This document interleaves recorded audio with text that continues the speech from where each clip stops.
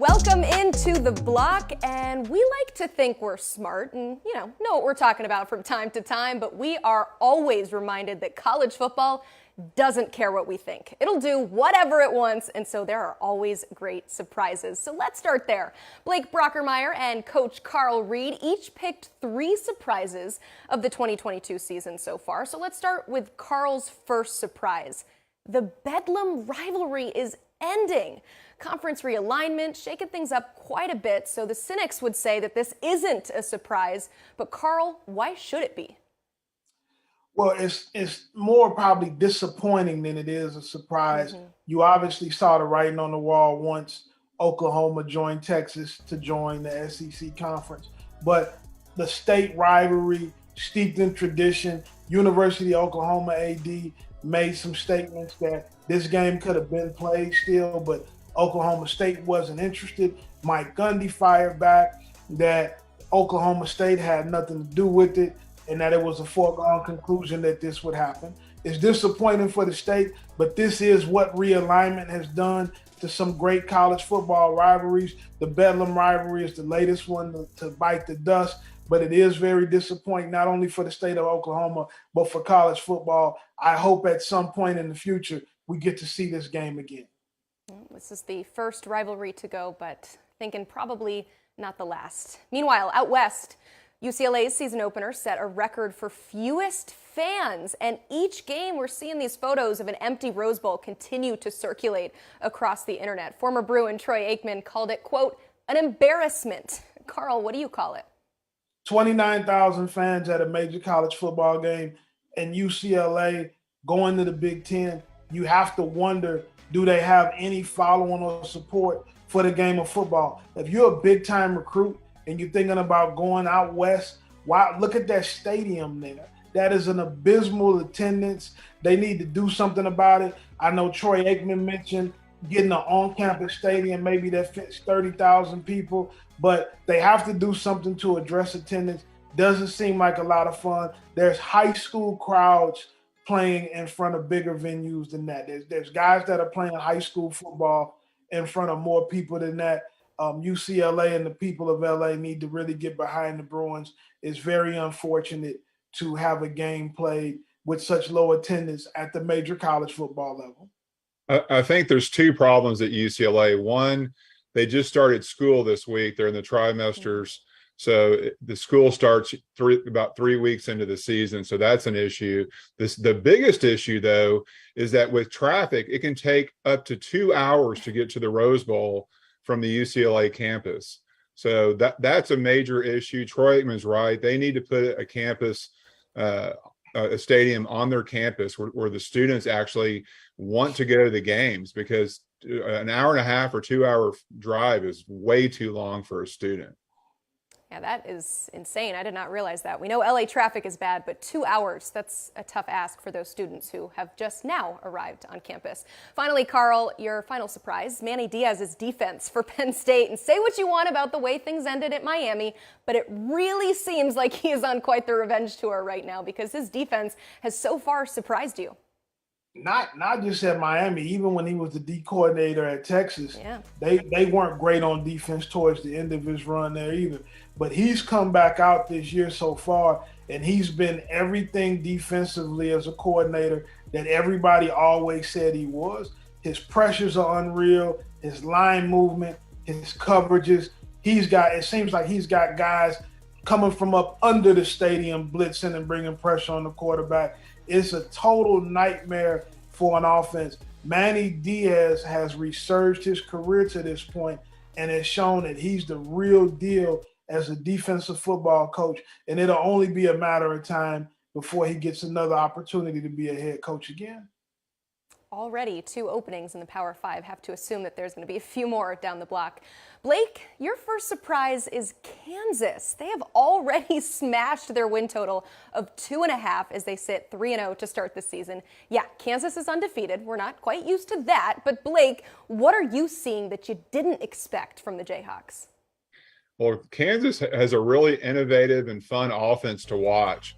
Jalen Daniels is averaging 9 yards a carry. They've got some triple option run game looks that they kind of base a lot of different shifts and formations out of to kind of give the defense different looks. So they've got a three-headed rushing attack with three different running backs who contribute each game. They spread the ball out to a bunch of different wide receivers, and then the maybe the most famous Kansas player is Jared Casey, the former walk-on who's now got NIL deals for the catch against Texas last year to win the game. So hats off to Lance Leipold. They've done a great job at Kansas. They're really building something. They've got the scholarship numbers back to where they can compete at a higher level, and they're going to be a problem in the Big 12 this year. I can tell you what, Blake, Lance Leipold is the first football coach at Kansas, when you put his Division III national championships in there, that has won more titles than Kansas basketball coach Bill Self. A guy is the ultimate winner. He's doing a great job with that program. Very, very interested to see how the Jayhawks finish the season. He's going to be maybe the hot coaching name after the season ends, I think. I think when you look at Nebraska's issues and what he does offensively, it's almost too good of a fit to be true if you're a Nebraska fan. I just can't believe we said Kansas football is fun. Obviously, winning is fun, but the product, too, is something that brings fans into that stadium that probably weren't not quite UCLA territory, but definitely a lot of Kansas fans very excited about the start to this season. Meanwhile, Blake, you've also picked Duke as a big surprise, and it just so happens that Kansas and Duke will meet on the field this Saturday. The Blue Devils have a chance to hit their preseason win total of 3.5. So why is their early season success such a surprise to you? Well, Mike Elko's done a great job of installing his culture quickly at Duke. They have the best start since 2018. They have not trailed this entire season. Their sophomore quarterback, Riley Leonard, is number 9 in the country in completion percentage at almost 73% per game. Their offense is averaging 6 yards per play. Their defense is only giving up 41, or they're number 41 in the country on yards per given up per play on defense. So impressive all-around job at Duke. Beating Northwestern a few weeks ago was a great notch on their belt, and they're going to have some tougher games, obviously, but they've done a great job this season, and one of those teams obviously is going to have to lose this weekend. So I think it's going to be a exciting, high-scoring game. Who you got? I'm going to take Kansas. I think Kansas's offense, I think, is a little more explosive. I think having the running game that they've got with multiple players, especially at quarterback, is going to be the difference maker. All right, that's just a tease. Tomorrow we're making all the picks, but I had to ask you since two of your surprises are going up against each other this weekend. Yeah. All right, we're still awaiting word on the severity of Jordan Travis's injury. His status for this weekend's game against Boston College, unknown, but what is known is his stellar play so far this season. Blake, based on the expectations you had for him going into this season, why has his start surprised you? Well, he's really taken the jump this season. Jordan Travis has got a really balanced offense around him. He's a dual threat quarterback. He's an accurate passer. He's been making very good decisions with the football. Having a Johnny Wilson type receiver and Pokey Wilson receiver obviously helps a ton. But he's been really good, much improved this season from last.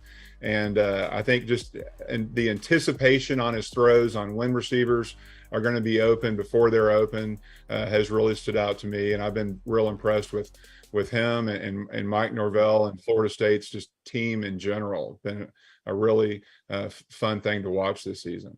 Isn't it? It's incredible, Blake. It feels like we talk about a new Florida State player or coach on here every single week. Amazing what they're doing. It's a lot of credit to go around with the Seminole program right now. Carl, we know Jordan Travis is playing out of his mind to start the season, but did it surprise you when he went down on Friday that Florida State was still able to hang on and still looked like a solid all-around football team, not just relying on great quarterback play? It did, because they suffered several injuries that game. The key guys, Jared Verse also went down, left tackle went down. It seemed like they were just falling off by the minute. And to show the resolve that they did to stay with it, coming in with your backup quarterback after your guy goes down. That's a tremendous testament to Mike Norvell and the culture that he's building. Certainly, we hope Jordan Travis is all right. We get to see him play some more football this season. It is Heisman Watch Wednesday, and as a reminder, we're not going to tell you who we think will win at the end of the season. These are the 5 guys you'd invite if the Heisman Trophy was given out this weekend. This is the current odds right now. C.J. Stroud leads the pack. Caleb Williams coming in behind him. Bryce Young down to 3, but still not too shabby. Stetson Bennett. A little preview, you guys like him on your list. And finally, Dylan Gabriel rounds out the top 5.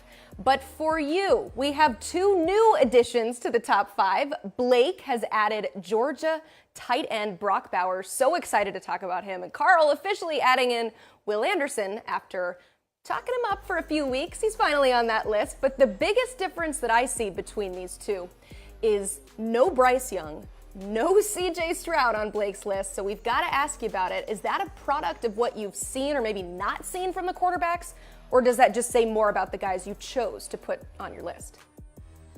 It just says more about the guys that I chose. Both of those guys are going to be in it till the end. C.J. Stroud's actually really catching stride right now, and he's steady Eddie, getting better each week. I think he's going to definitely be in the mix, and Bryce Young's been Bryce Young all season. Like I said last week, I feel like he's going to probably be held to a higher standard after winning the award last year. So he's going to have to really put up incredible numbers, big time clutch performances like he did in the Texas game. And he's going to have to do that consistently all year. And Bama's going to have to be playing for the national championship. Blake, what's crazy about both of these lists is we obviously know a lot about Bryce Young and C.J. Stroud. They've been talked about ad nauseum. I think that you can make an argument that without question, the best 2 football players in the country are Will Anderson at Alabama and Brock Bowers at Georgia.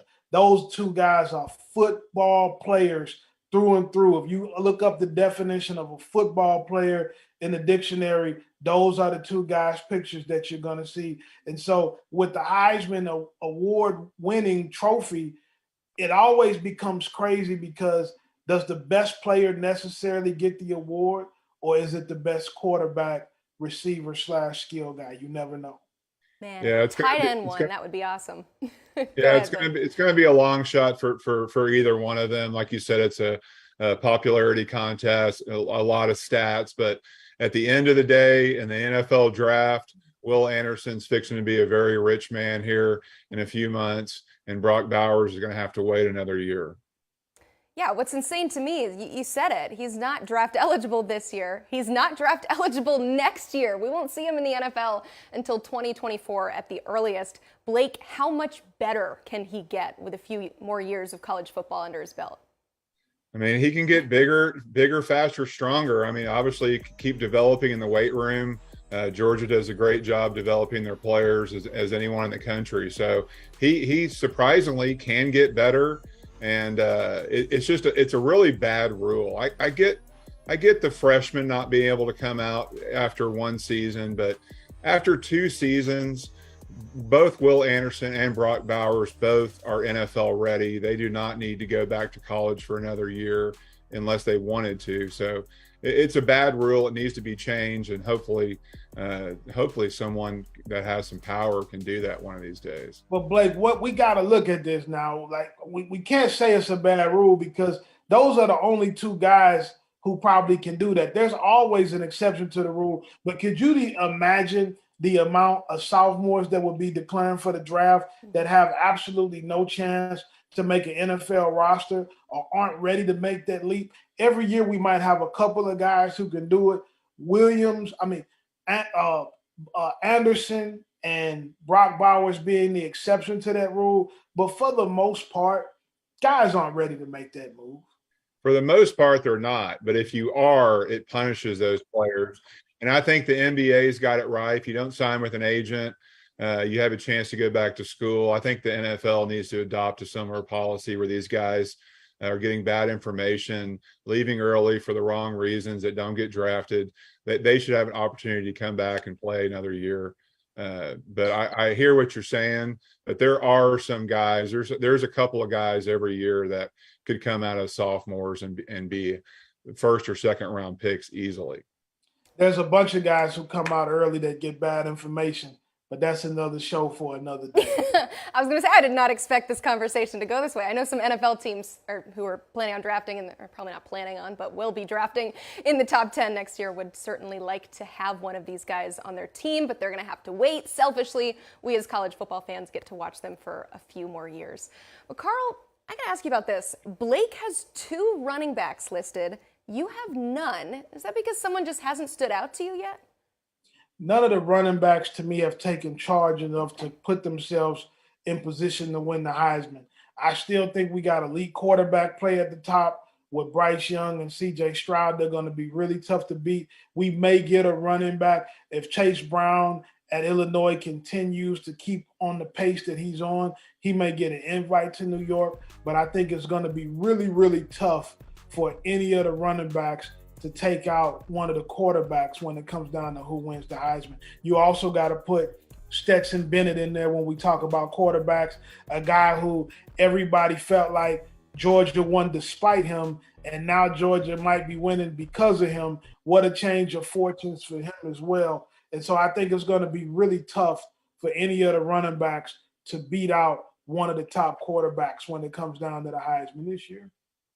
Yeah, Stetson Bennett, a good example of playing lots and lots of college football and how you can get better each and every year. Blake, you also have him at the top of your list. What is different about him this year maybe than what you saw last year? I think just the confidence after last season is enormous. Being able to lead your team to a national championship is huge as a confidence boost for any player.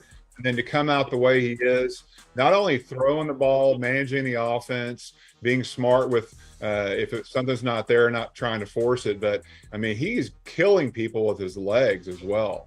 So he's made numerous runs this season where he's just broken people's ankles on the way to the end zone and made big plays. So he's more than just a game manager. I'm sure there's a lot of teams in the country that would love to have him as quarterback.